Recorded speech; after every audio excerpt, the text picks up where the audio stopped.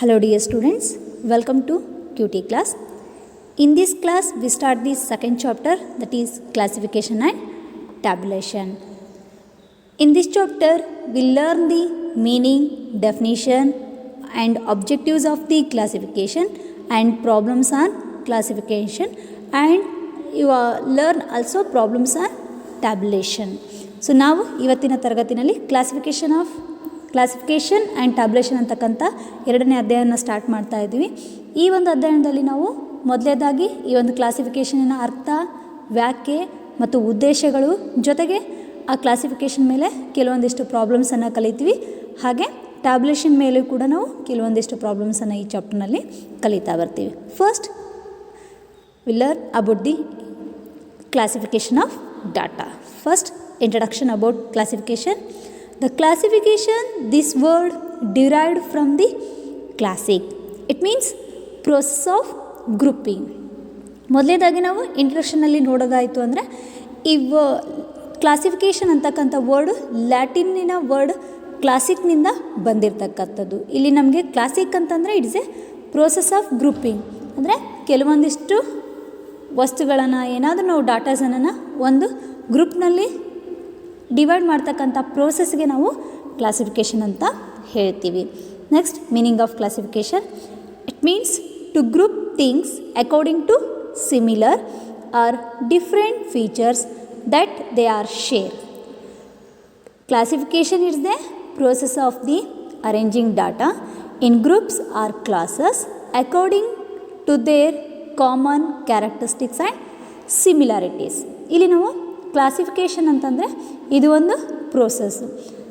ಇಲ್ಲಿ ನಾವು ಒಂದೇ ರೀತಿ ಇರ್ತಕ್ಕಂಥ ಅಥವಾ ಒಂದೇ ಇರ್ತಕ್ಕಂಥ ಅಥವಾ ಒಂದೇ ರೀತಿಯ ಗುಣಗಳನ್ನು ಹೊಂದಿರತಕ್ಕಂಥ ಡಾಟಾವನ್ನು ಒಂದು ಗ್ರೂಪಾಗಿ ಡಿವೈಡ್ ಮಾಡ್ತಕ್ಕಂಥದ್ದಕ್ಕೆ ಅಥವಾ ಅರೇಂಜ್ ಮಾಡ್ತಕ್ಕಂಥದ್ದಕ್ಕೆ, ಆ ಪ್ರೋಸೆಸ್ಗೆ ನಾವು ಕ್ಲಾಸಿಫಿಕೇಷನ್ ಅಂತ ಹೇಳ್ತೀವಿ. ಅಂದರೆ ಸಿಮಿಲರ್ ಆಗಿರ್ತಕ್ಕಂಥ ಡಾಟಾವನ್ನು ಅಥವಾ ಒಂದೇ ಗುಣಗಳ ಇರ್ತಕ್ಕಂಥ ಡಾಟಾವನ್ನು ನಾವು ಒಂದೊಂದು ಗ್ರೂಪ್ಸ್ ಆಗಿ ಅಥವಾ ಸಪ್ರೇಟ್ ಗ್ರೂಪ್ಸ್ಗಳಲ್ಲಿ ಆ ಒಂದು ಸಿಮಿಲರ್ ಡಾಟಾವನ್ನು ನಾವು ಡಿವೈಡ್ ಮಾಡ್ತಾ ಬರ್ತೀವಿ. ಈ ರೀತಿಯಾಗಿ ಡಿವೈಡ್ ಮಾಡಿ ಅರೇಂಜ್ ಮಾಡ್ತಕ್ಕಂಥ ಪ್ರೋಸೆಸ್ಗೆ ನಾವು ಕ್ಲಾಸಿಫಿಕೇಷನ್ ಅಂತ ಹೇಳ್ತೀವಿ.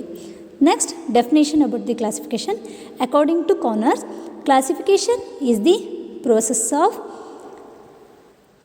Arranging things in groups or classes according to their resembles and affinities and give expressions of the unity attributes that may subsist amongst a diversity individuals. ಇಲ್ಲಿ ಕೌನರ್ ಅನ್ನೋರ ಪ್ರಕಾರ ನಾವು ಡೆಫಿನೇಷನ್ಸನ್ನು ಹೇಳ್ತಾ ಹೋದರೆ, ಇಲ್ಲಿ ನಾವು ಈ ಕ್ಲಾಸಿಫಿಕೇಷನ್ ಅಂತಕ್ಕಂಥದ್ದು ಒಂದು ಪ್ರೋಸೆಸ್ ಆಗಿರುತ್ತೆ. ನಾವು ಒಂದೇ ರೀತಿ ಇರ್ತಕ್ಕಂಥ ಕ್ಲಾಸಸ್ ವೈಸ್ ಆಗಿರ್ಬೋದು, ಗ್ರೂಪ್ ವೈಸ್ ಆಗಿರ್ಬೋದು, ಸಿಮಿಲರ್ ಇರ್ತಕ್ಕಂಥ ಯೂನಿಟ್ಸ್ಗಳನ್ನು, ಥಿಂಗ್ಸ್ಗಳನ್ನು ನಾವೇನು ಗ್ರೂಪ್ನಲ್ಲಿ ಡಿವೈಡ್ ಮಾಡ್ತಾ ಬರ್ತೀವಿ, ಆ ಒಂದು ಪ್ರೋಸೆಸ್ಗೆ ನಾವಿಲ್ಲಿ ಕ್ಲಾಸಿಫಿಕೇಷನ್ ಅಂತ ಹೇಳ್ತೀವಿ. ಹಾಗೆ ಮತ್ತೊಂದು ಡೆಫಿನೇಷನ್ ನೋಡೋದಾದರೆ, according to Horace Secrist, classification is the process of arranging data into sequences and groups according to their common characteristics and similarities and separating them into different but related parts.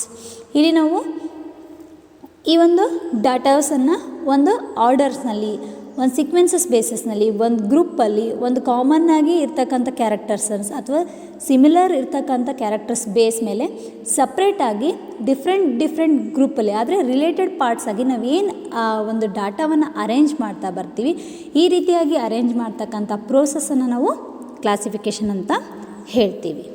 Next, we learn the objectives of classification. The first one, to facilitate comparison. It facilitates comparison between two or more variables.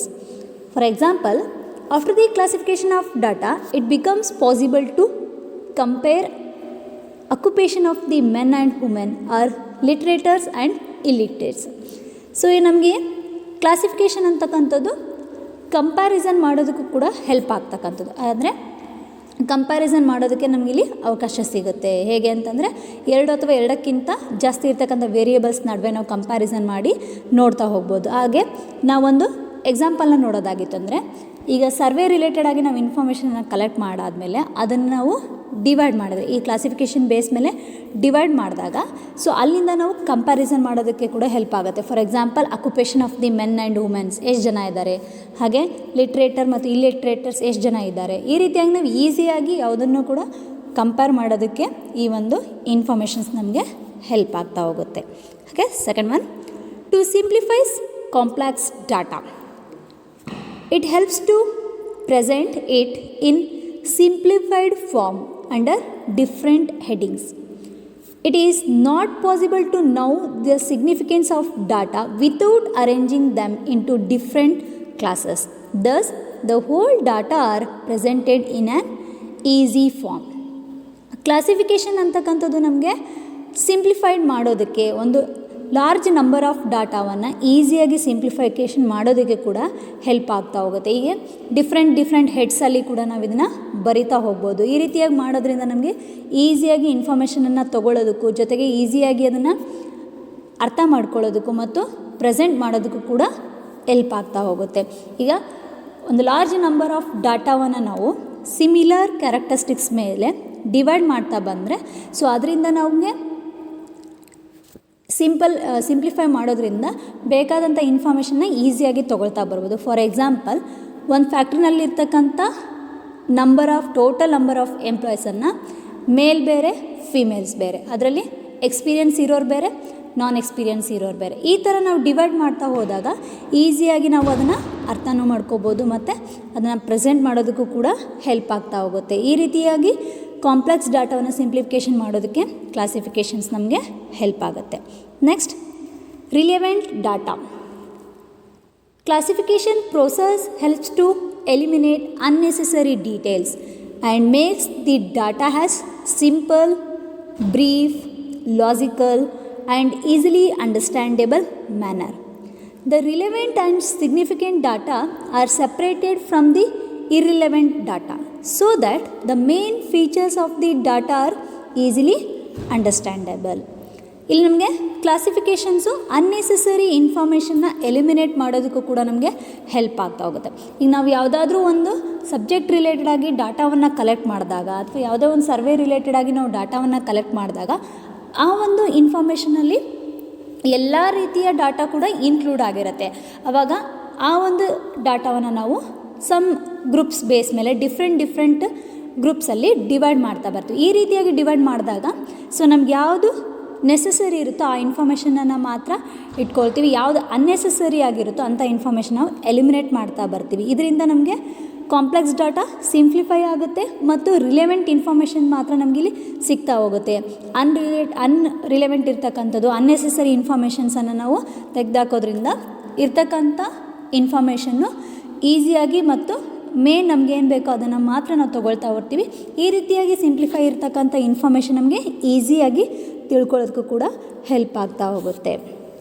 Next, to establish relationship. Classification helps in establishing relationship between different variables because it classifies different features of the data which can be compared or interrelated. For example, relationship between the education and employment can be located by classification. So ಈ ಒಂದು classification ಅಂತಕ್ಕಂಥದ್ದು ಎರಡು variables ನಡುವೆ ಒಂದು ರಿಲೇಷನ್ಶಿಪ್ನ establish ಮಾಡೋದಕ್ಕೂ ಕೂಡ help ಆಗ್ತಾ ಹೋಗುತ್ತೆ. ಏಕೆ ಅಂತಂದರೆ ನಾವು ಡಿಫ್ರೆಂಟ್ ಫೀಚರ್ಸ್ ಮೇಲೆ ಒಂದು ಡಾಟಾವನ್ನು ಕಂಪ್ಯಾರಿಸನ್ ಮಾಡ್ತಾ ಹೋದಾಗ ಸೊ ಆ ಎರಡು ಡಿಫ್ರೆಂಟ್ ವೇರಿಯೇಬಲ್ಸ್ ಮಧ್ಯೆ ಇರ್ತಕ್ಕಂಥ ರಿಲೇಷನ್ಶಿಪ್ನ ತಿಳ್ಕೊಳ್ಳೋದಕ್ಕೂ ಕೂಡ ನಮಗೆ ಹೆಲ್ಪ್ ಆಗ್ತಾ ಹೋಗುತ್ತೆ. ಫಾರ್ ಎಕ್ಸಾಂಪಲ್ ಆಗಿ ನಾವು ನೋಡ್ತಾ ಹೋದಾಗ ಎಜುಕೇಷನ್ ಮತ್ತು ಎಂಪ್ಲಾಯ್ಮೆಂಟಿಗೆ ಕಂಪೇರ್ ಮಾಡೋದ್ರಿಂದ ನಮಗೆ ಆ ಒಂದು ಎರಡರ ನಡುವೆ ಏನು ರಿಲೇಷನ್ಶಿಪ್ ಇದೆ ಅಂತ ಗೊತ್ತಾಗುತ್ತೆ. ಯಾವ ರೀತಿ ಎಜುಕೇಟೆಡ್ ಆಗಿದ್ದರೆ ಸೊ ಅವರಿಂದ ಎಷ್ಟು ಎಂಪ್ಲಾಯ್ಮೆಂಟ್ ಬರುತ್ತೆ, ಹಾಗೆ ನಾವು ಒಳ್ಳೆ ಎಜುಕೇಟೆಡ್ ಆದರೆ ಸೊ ಯಾವ ರೀತಿಯಾಗಿ ನಾವು ಜಾಬ್ಸನ್ನು ಮಾಡ್ಬೋದು ಅನ್ನೋದು ಗೊತ್ತಾಗುತ್ತೆ. ಈ ರೀತಿಯಾಗಿ ನಾವು ಒಂದು ವೇರಿಯೇಬಲ್ನಿಂದ ಮತ್ತೊಂದು ವೇರಿಯೇಬಲ್ಗೆ ರಿಲೇಷನ್ಶಿಪ್ನ ಕಂಪೇರ್ ಮಾಡೋದಕ್ಕೂ ಮತ್ತು ಆ ರಿಲೇಷನ್ಶಿಪ್ನ ಎಸ್ಟಾಬ್ಲಿಷ್ ಮಾಡೋದಕ್ಕೂ ಕೂಡ ಇದು ಹೆಲ್ಪ್ ಆಗ್ತಾ ಹೋಗುತ್ತೆ. Next one, further comparison. Classification facilitates to present the classified data in the tabular form, or it is possible only after the proper classification. So ನಮಗೆ ಈ ಒಂದು ಕ್ಲಾಸಿಫಿಕೇಷನ್ ಆಫ್ ಡಾಟಾವನ್ನು ಟ್ಯಾಬ್ಲೇಷನ್ ಫಾರ್ಮಲ್ಲಿ ಕೂಡ ಪ್ರೆಸೆಂಟ್ ಮಾಡೋದಕ್ಕೆ ಹೆಲ್ಪ್ ಆಗ್ತಾ ಹೋಗುತ್ತೆ. ಈ ರೀತಿಯಾಗಿ ನಾವು ಟ್ಯಾಬ್ಲೇಷನ್ ಫಾರ್ಮಲ್ಲಿ ಮಾಡೋದ್ರಿಂದ ಇದು ನಮ್ಮ ಕಂಪ್ಯಾರಿಸನ್ಗೂ ಹೆಲ್ಪ್ ಆಗುತ್ತೆ ಮತ್ತು ಆ ಇನ್ಫಾರ್ಮೇಷನ್ನ ಈಸಿಯಾಗಿ ತಿಳ್ಕೊಳ್ಳೋದಕ್ಕೂ ಕೂಡ ನಮಗೆ ಹೆಲ್ಪ್ ಆಗ್ತಾ ಹೋಗುತ್ತೆ. ಈ ರೀತಿಯಾಗಿ ನಾವು ಅಬ್ಜೆಕ್ಟಿವ್ಸ್ ಆಫ್ ಕ್ಲಾಸಿಫಿಕೇಷನ್ಸನ್ನು ನೋಡ್ತಾ ಬರ್ತೀವಿ. Thank you.